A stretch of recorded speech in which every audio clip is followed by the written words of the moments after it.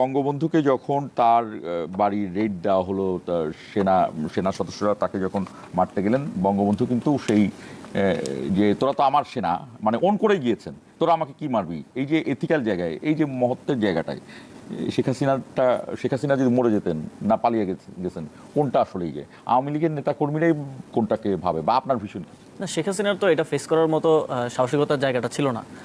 শেখ মুজিবুর রহমান, আমরা হিস্ট্রি থেকে যতটুকু জানি আর কি, এটা ফ্যাক্ট নন ফ্যাক্ট এটা কি হয় কি আছে জানি না, তিনি তো ফেস করেছেন ওই সময়টা, অথবা তার কাছে যখন আগে ইনফরমেশনগুলো আসতেছিল তখনও তিনি বলছিলেন যে আমার দেশের মানুষ যদি মারুক, ঠিক আছে, মিথ্যা হলেও সে বিশ্বাস করতেন। হ্যাঁ, তো শেখ হাসিনা তো এই জিনিসটা ফেস করবে, সে এই সাহসিকতাটা, এই নৈতিক অবস্থানটা তার মধ্যে ছিল না। কারণ সে নিজেও জানে সে এত অপকর্ম করছে যে জিনিসটা ফেস করতেছে। এখন সে বলার চেষ্টা করতেছে আমি তো জানতাম আমাকে টুঙ্গিপাড়া নিয়ে যাচ্ছে হেলিকপ্টার করে, কিন্তু আমি যে দেশের বাইরে চলে আসছি, এগুলো ভুয়ো কথা। হ্যাঁ, প্রাইম মিনিস্টার ছিল তো, যিনি যে ভারত চলে যাচ্ছে তিনি এটা জানেন না, তিনি টুঙ্গিপাড়া যাচ্ছিলেন। এগুলো হচ্ছে এখন কোনো মতে যে কাপুরুষত্ব এবং যেই পলিটিক্যাল দুর্বলতা দেখিয়ে পালিয়ে যেতে হয়েছে, সেটা এখন কোনো মতে ঢাকার চেষ্টা করা।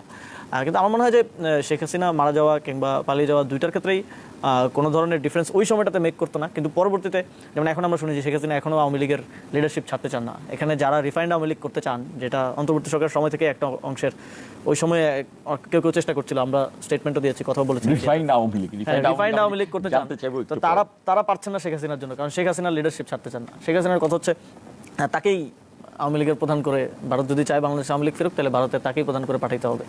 তো এটা হয়তো আমার মনে হয় যে আওয়ামী লীগের জন্য কোনো অংশ হয়তো ভালো হতে পারতো যদি শেখ হাসিনা মারা যেত। বাট ওই যেটা আমি বললাম প্রথমে, যে তার ওই সাহসিকতাটা এবং ওই নৈতিক অবস্থানটা তার ছিল না, মোরালি অতটুকু স্ট্রেংথ তার ছিল না যে সেটা ফেস করবে। এই জন্য সে আগেভাগেই ওইখান থেকে পালিয়ে গেছে। এবং যেই নেতারা ওই এখনো বাইরে থেকে তাদের সাথে গিয়েছেন আর কি, শেখ হাসিনার পরম্পরা পালিয়ে যাওয়া, তারা তাদের জায়গায় কিভাবে রাজনীতিতে ফেরত আসবে? ওই যে একই অবস্থা, তাদের ওই নৈতিক অবস্থানটা নাই যে তারা দেশে ফিরে করে দিলাম যে আসেন আপনার রাজনীতি কি হবে, তারা দেশে ফিরে এসে রাজনীতিটা করবে, এই বা হচ্ছে এখানে আন্দোলন করবে বা মাঠে নামবে, এই নৈতিক অবস্থানটা। ওবায়দুল কাদের একজন ছোট ভাই ছিল না, আপনার কি মনে হয় না ওবায়দুল কাদের আসলে ওই ছোট ভাইটাই হয়তো প্রোটেস্ট করবে যে পালা যায় আবার আসছিস কেন? তো তাদের ওই নৈতিক অবস্থানটা নেই, ফলে তারা বাইরে থেকে উস্কানি দিয়ে তাদের এখানকার স্থানীয় বিভিন্ন নেতাকর্মী যারা আছে বিভিন্ন জায়গায় পলাতক অবস্থায় বা বিভিন্নভাবে আছে, তাদেরকে উস্কে দিয়ে রাজপথে নামে দিয়েছে। এবং আমরা অনেকে সোশ্যাল মিডিয়াতে দেখলাম যে নেতাদেরকেও এই কর্মীরা গালিগালাজ করতেছে যে তোদের তো সাহস নেই, তোরা লুটপাট করে গেছিস, তোরা চলে গেছিস, আমাদেরকে এখন বিপদে মানে ফেলে দিয়ে গেছিস আর কি।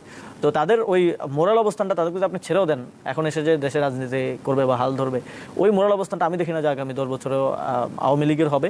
তবে আওয়ামী লীগের মধ্যে যাদেরকে বলা হয় যে গুড ইমেজ বলা হয় আর কি তথাকথিত, এবং যাদের ডিপ্লোম্যাটিক পাড়ায়, মিডিয়া পাড়ায় গ্রহণযোগ্যতা, মানে গ্রহণযোগ্যতা বলতে কমিউনিকেশন আছে এবং সে সময় তারা তৈরি করেছে, তাদের মধ্যে কেউ এখন আমরা আইভি রহমানকে জামিনের পরে দেখলাম তিনি নির্বাচন করার কথা বলছেন। কেউ ডিপ্লোম্যাটিক পাড়ায় খুব আওয়ামী লীগ হিসেবে নির্বাচন করতে সচেতন, সেটা জানি না, কিন্তু তার আইডেন্টিটি তো আছে আওয়ামী লীগ হিসেবে আমরা জানি। তো ডিপ্লোম্যাটিক পাড়ায় অনেকে ঘোরাঘুরি করছেন, রিলেভেন্ট হওয়ার চেষ্টা করছেন, এবং একটা ধারণা করা হচ্ছে যে তাদেরকে দিয়ে সম্ভবত রিফাইন্ড কোনো কমিটি আসে কিনা আওয়ামী লীগের।